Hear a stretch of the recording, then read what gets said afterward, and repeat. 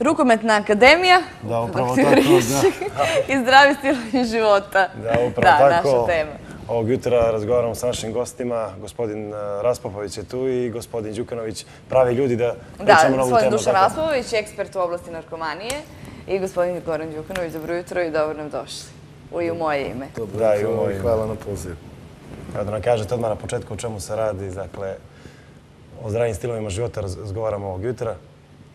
Pa što se tiče našeg gostovanja i pozivu u vašoj emisiji, tema je sport i kako kroz sport i kroz treninge odvratiti djecu od nekih radnji kao što su ulica, devijantna ponašanja i na kraju što je najvažnije od tih supstanci kao što su droga. Znači, tako da tu je stvarno sa nama ekspert koji je jedan od pionira i osnivača borbe protiv zavisnosti u Crnoj Gori i to nam je velika satisfakcija i pomoć pri uspostavljanju i održavanju praktično naše rukometne akademije, jer se mi samo ne bavimo sportom, nego i obrazovanjem i edukacijom kako spriječiti djecu da dođu, kada dođu, jer stvarno u današnjem vremenu stvarno je pristup svemu veliki, tako da kako kada se sretnu sa tim problemom, kako uspostaviti neku komunikaciju i znati da se bore protiv toga, jer dosta i njihovog društva i dosta drugih dječaka i djevojčica su u tom sistemu, tako da sve radimo da ih što bolje edukujemo i izvedemo na jedan pravi put. Oni ne moraju da budu vrhunski sportisti, nama je najvažnije da budu vrhunski i dobri i kvalitetni ljudi. Tako obratili smo se i tu imamo podršku gospodina Dušana Raspopovića.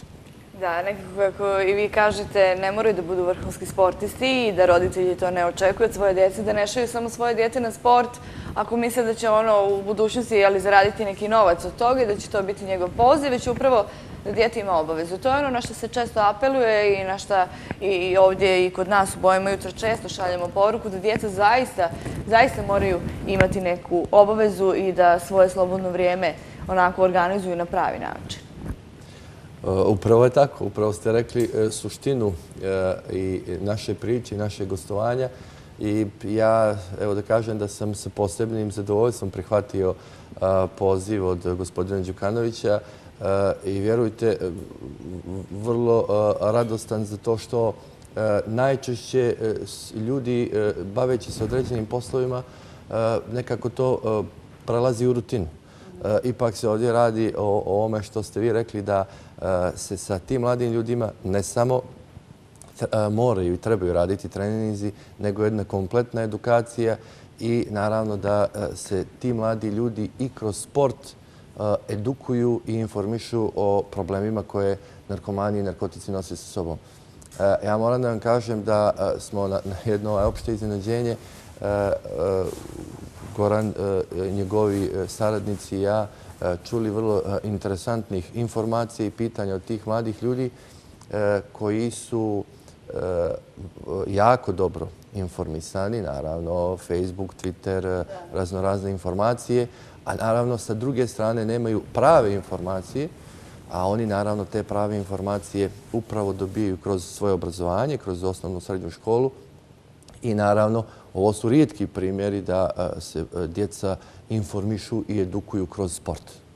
To je prava stvar. To je prava stvar. Naravno da te informacije koje im pružate i koje dobijaju su za njihovo odrastanje i za tu ukupnu ličnost jako bitne. Ovo što je gospođa Bojana rekla, bitno je da su djeca u sportskim dvoranama, da se bave sportom. Ne moraju oni biti vrhunski sportisti, ne moraju da možda njihovi roditelji neke njihove neostvarene želje preko svoje djece pokušaju, što je čest slučaj, ali naravno je jako bitno da su oni na ovim mjestima edukovani i dobro informisani.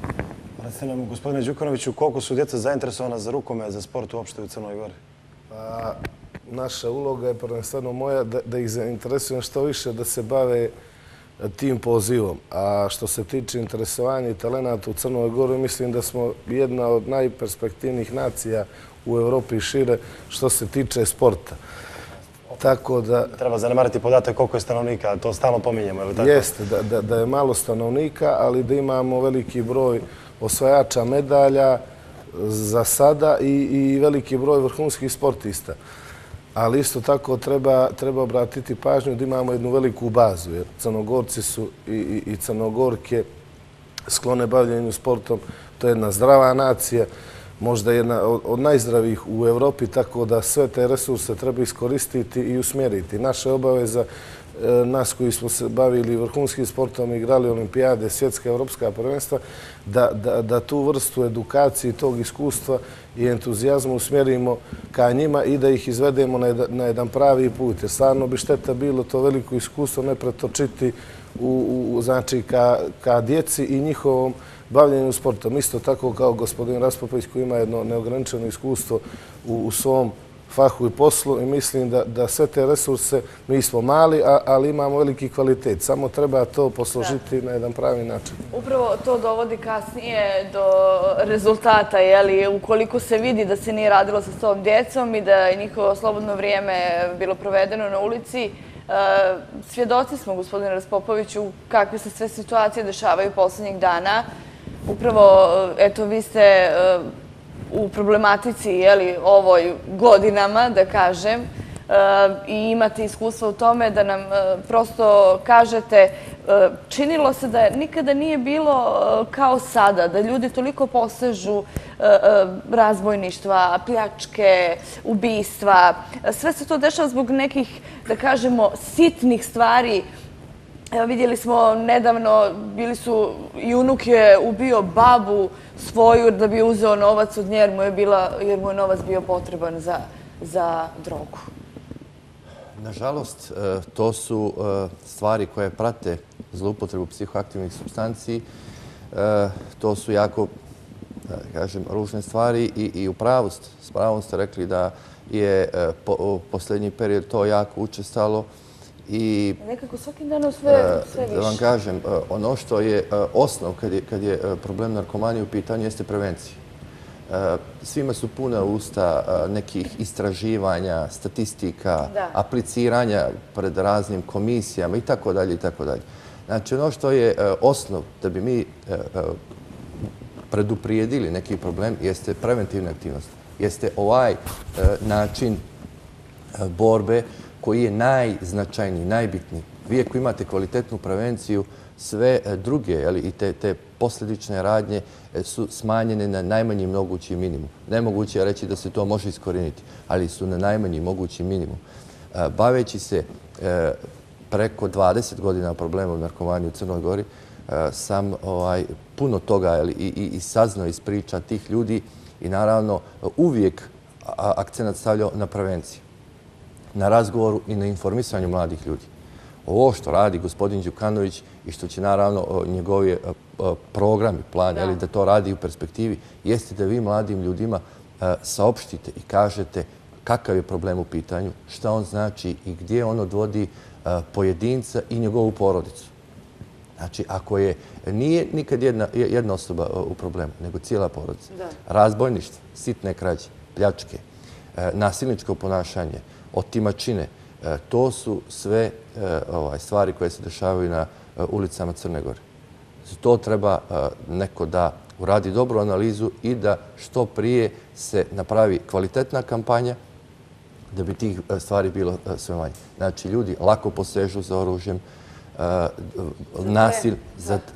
nasilni su prema medicinskom osoblju, prema zdravstvenim radnicima, prema farmaceutima u apotekama, tako da naravno treba da se aktivnije ljudi koji se bave, moji kolege, po svim segmentima rada u svim državnim i nevladinim institucijama stave u jedan front i da naravno se ta borba malo aktualizuje i da to bude svakodnevno, na svim nivoima. Ne možemo očekivati ni od policije, niti od zdravstva, niti od bilo kog organa ponaosob da je to samo njegova obaveza i da može samo za sve nas. Prvo, od porodice pa do svih ostalih. Jer mnogo je na ovakvu malu sredinu, mnogo je dešavanja koja su se, nažalost, desile. Šaljamo na ružnu sliku svakako. jako ružnu sliku prvo prema tim pojedincima, njihovim porodicama, jer to posle nosi jedne duže, dalekosežne i jako teške posljedice po te porodice i po sve te događaje čiji smo svjedoci posljednjih dana i nedelje. Ja se nadam da smo mi poslali ovog jutra pravu poruku. Nadam se. Hvala vam puno što ste ovog jutra bili gosti jutarnjih programa. Vidimo se naravno i uvijek smo tu da ovakve poruke zajedno šaljemo. I da podržimo ovakve projekte, slobodno mogu da kažem. Da. Bez vas teško da može. Vi ste tu koji Vi ste utičete na najmoćnije javnost. oružje u svim ovim preventivnim aktivnostima. Tu smo zaista i Boja jutra se već 6. godinu za redom koliko postojimo, trudi da usmjeri naše gledaoce, da kažemo, na pravi put i da im plasira ono što bi trebalo da znaju i ono što bi trebalo da im pomogne da ih izvede ka tom pravom putu. Hvala još jednom. Hvala vam.